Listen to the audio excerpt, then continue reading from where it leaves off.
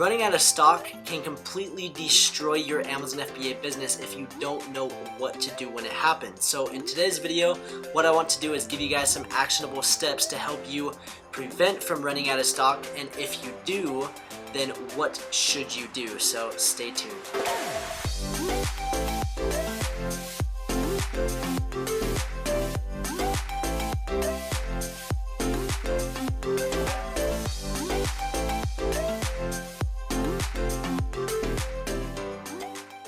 What's up, champs? Welcome to today's video. My name is Trevor Peterson. I'm a full-time multiple six-figure Amazon seller, and in today's video I'm going to be breaking down what to do when you run out of stock. And more than likely, if you've been selling on Amazon, whether you've been selling for a month, 2 years, 3 years, you've probably run into the problem of running out of stock. It happens. It's better if it doesn't, but what I want to do is break down how to maintain your page rank without just absolutely getting screwed, because if you don't take these steps and you run out of stock for a couple weeks, 3-4 weeks, you're going to completely lose your rank, and it's going to be very difficult to get your product back and ranked. So make sure to stick around. I'm going to be answering some questions on what is the best thing to do. Do I raise my prices? Do I delete the listing? Do I close the listing? What's the best thing to prevent running out of stock? I'm going to be answering all of those questions. But before we dive into the video, I want to dive into my seller account and keep you guys updated, let you know that this is the most up-to-date YouTube channel out when it comes to selling on Amazon. So let's dive into my seller account real quick, and it is just 2:30, and as you guys can see, I've done just over $800 for the day, and in the last 30 days, I've done just under $67,000. So I share that with you. The only reason I share that with you is there's so much information out there when it comes to selling on Amazon. So just make sure that you're getting your information from a valid source, a current FBA seller, because there's a lot of teachings, there's a lot of outdated information. So make sure wherever you're getting your information from, they actually sell on Amazon. So that's why I share with you guys my sales. And if you guys are new to the channel, make sure to subscribe, turn on that notification bell, leave a comment. I would really appreciate it. And also don't forget to join our free Amazon Champion Facebook group. If you guys have any questions, go there, ask it. That's where I announce the giveaway winners. That's where I make big announcements. So stay in the loop with that Facebook group. And also, if you guys are stuck within the Amazon FBA process, then join my A to Z Champion program, where I'll take you through the entire step. So all of those links will be down in the description below, so make sure to check those out and check out the other videos along with this channel. There's tons of value, so I hope you guys enjoy. And without further ado, let's dive into the video where we're going to break down what to do when you run out of stock, so we'll see inside. Alright, so what do I do if I run out of stock while selling on Amazon? And more than likely, if you've been selling, it's going to happen. So don't freak out, just make sure that you follow what I'm about to tell you. So the biggest mistake that people make, and they think the best option is, oh, I'm going to increase my price of my product and slow down sales. So instead of selling 10 units a day, I'm only going to sell 2 to 3, and then that will give me enough time to get back in stock. And I'm here to tell you that's probably the worst thing that you could do because of Amazon's algorithm. So let me explain. You raising your prices is going to slow down your sales velocity. The whole concept of ranking on Amazon and getting to page 1 is that sales velocity, and the more sales you make, the quicker Amazon is going to rank you to that number 1 spot. So if you all of a sudden are selling 10 units a day, and then for 5-10 days that you're basically trying to slow down sales, you have sales history of 2 units, 3 units, 4 units, 2 units, 1 unit, because you increased your price, that's going to look really bad in Amazon's algorithm. So don't increase your price, because that's going to actually do the opposite. It's going to hurt you more than it's going to help you. So what you're going to do is, instead of increasing the price, you're just going to keep your price the normal, keep running your PPC campaigns as if you had 1,000 units in stock, okay? And what that's going to do is you're just going to sell out normal. You're going to be selling that 10 units a day, and then as soon as you run out, you're going to do one simple thing, and I'll show you right here. So we'll dive into Amazon Seller Central. Right here, as you guys can see, you'll go to Inventory, and you'll hit Manage Inventory, And what you're going to do is you're going to click this little box right here, hit action on one selected, and you're going to hit close listings. Okay, so what that's going to do is it's just going to close the listing. It's going to let Amazon know that you're not selling that product, and it's going to basically trick Amazon into thinking that you're not getting those days with 0 sales. So basically, if you were to run out of stock and you didn't close your listing and it took you 10 to 14 days of getting back in stock and you just left it inactive with no units available, that's showing on Amazon's algorithm that you're gathering a bunch of days, 10 days with 0 sales. And that's going to really, really hurt your rank. Whereas when you close your listing, it's going to trick Amazon into thinking that you still have those good days of sales and you just closed it for a period and then you just relisted. Now, it's not going to be 100% perfect like it was before, but it's going to help you significantly. So make sure to close the listing. That is crucial. Don't delete it, just close it. There's a difference between deleting and closing. Deleting basically means you're going to erase your entire listing. You're deleting your reviews. You're going to have to start from scratch again, and that's going to be a lot harder to basically rank and start from scratch. So don't delete it, just close it. There's a difference. As you guys can see right here, close listing, delete product listing. Don't delete, close. Closing is, it doesn't get rid of it. As you can see right here, this is inactive closed, and all I need to do as soon as there's units available, I go and I hit relist, and boom, just like that, I have my listing back in stock, and there I go again, and I slowly continue to gain that traction, that sales velocity, and keep doing what I was doing before, and try not to run out of stock the next time. So that's very important. Another little tip, little hack that's going to also help you kind of avoid hijackers as well, while we're right here inside of inventory. Go to edit. This will say edit if you have a current active listing or relist.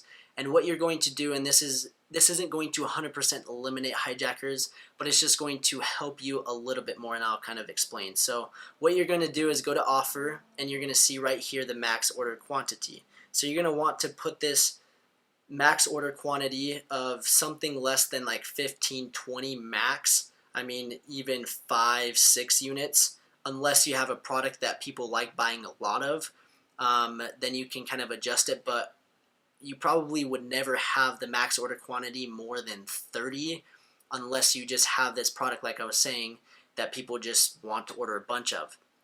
And the ideology behind this is what this is going to do is it's going to, first, if you have a discount for like Prime Day, or if you're doing the giveaway method, which I don't recommend, but say you have like a pretty heavy coupon code when you're trying to rank your product, if you don't have this max order quantity, anyone can come in and purchase 100 units at 25, 30, 50, 80% off, and then right there they have just a bunch of inventory that they can then resell on top of your listing for a profit.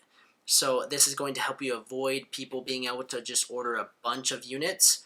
And then the second thing is it's going to prevent people from doing the 999 trick. So basically what that is if you go to Amazon.com, you add something to your cart, you change the number, instead of buying 1, you can basically enter in 999 units, and then it will say either the max order quantity is 15, like it is right here, or if they don't have a max order quantity, it will say this seller has 100 left in stock, or this seller will have 300 left in stock.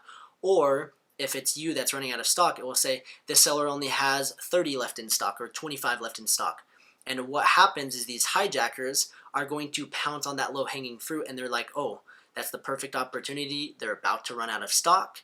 And what we're going to do is we're going to, as soon as they run out of stock, they're going to put their inventory there, and they're going to sell right on top of your listing and steal those sales, which is going to hurt you because they're selling counterfeit products, and that can hurt your seller rating and your product reviews as well. So that's just a little tip. Make sure this max order quantity is set to be lower, because you don't want hijackers buying a bunch of your products and then reselling it on top of your listing. And then you also don't want people to know how much you actually have left in stock. So that's another little tip. And now the last thing that I want to talk about in this video is some different ways to prevent running out of stock. Now there's no perfect equation, there's no magic formula of this is what you need to do. All I can recommend is, first, if you have the cash flow and if you have the money to order the inventory and you know your product is selling, you may as well order 2-4 months of inventory and just stay in stock. Just keep feeding the fire, just keep putting inventory, just keep pushing it if you have the cash flow. Now if you don't, that's probably the most difficult part with Amazon, is having enough money to make that second, that third order. And this is where you can decide, okay, do I get a credit card? Do I take a loan from a family or friend? What is your risk tolerance? And if that's the best situation and if your product is doing well, then that could be technically called good debt. Now for me personally, I've never taken any loans out on my business. I do use credit cards every time I purchase inventory, but the thing is I always have enough money in the bank to be able to pay off those credit cards. So that's a little bit different. I get that question asked a lot. What's good debt? What's bad debt? That's just something that you need to make and decide for yourself whether or not you want to take a loan out. And if your product is doing really, really well, then more than likely it's not a bad thing to take that debt out, unless you're doing something sketchy that's against terms of service that could potentially get your account suspended. Because let's say you take out $10,000 in a loan and you order this inventory and you're manipulating reviews, or you're selling a restricted product, or you're in a gated category, or you're doing something stupid. You take this $10,000 loan, you buy this product, and then you start selling, it's going great, and then all of a sudden you're stuck with 5,000 units and $8,000 in debt. So that's another thing to take into account as well. If you're playing by the rules, then you're not going to have to worry about it and you should be able to sleep at night. But if you're not, then that's where I'm like, I probably wouldn't take a loan out. I wouldn't risk it. But for me and my students, the things that I teach, I am staying 100% compliant because I don't want to risk my account for doing something stupid. So just give yourself, kind of take that and decide what you want to do, whether you want to take a loan or not. And then the second thing that I would recommend is giving yourself that extra cushion. If you, let's say you have like 30 days left of inventory, and your manufacturer's lead time is 15 days, which it's normally a little bit longer, but this is just for an example, 15 days, and then you have, let's say, 5-day shipping for express. So 20 days plus 10 days, basically you're giving Amazon to get it to FC transfer. Maybe your manufacturer has some issues in the process or it gets caught up in customs. You're basically giving a 10-day cushion. What I'd recommend, instead of that 10-day cushion, give like a 2-3 weekday cushion, because there's always problems. Manufacturers always run into an issue. Customs seem to always come at the worst time.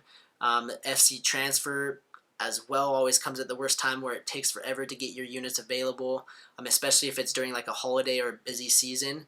Get your inventory in plenty of time, and if you have the money, then order 2 to 4 months of inventory. And if you can do that, you maintain stock, it's going to help you tremendously. So I haven't always been good at this. I mean, you've probably seen, if you watched my videos, the biggest mistakes that I've made is running out of stock, and those are some ways to avoid it. So I hope you guys enjoyed this video. I hope you guys understand the importance of not increasing your prices, but just keeping the price as is, selling out, and then closing the listing. And then this max order quantity, a little tip, and then also just give yourself some extra time when it comes to ordering that second, that third order. So if you guys enjoyed this video, leave a thumbs up, leave a comment, don't forget to subscribe, and also join the Facebook group down below. All the links are down in the description, so check those out. You'll see my full A to Z Amazon Champion course. If you guys want me to mentor you, I'd love to have you in the program, so check that out. Helium 10, I have tons of coupon codes. Yes, they're affiliate links, but go check those out. I'd love to help you out wherever I can. So I just want to say thank you guys so much for watching, and we will see you guys in the next video.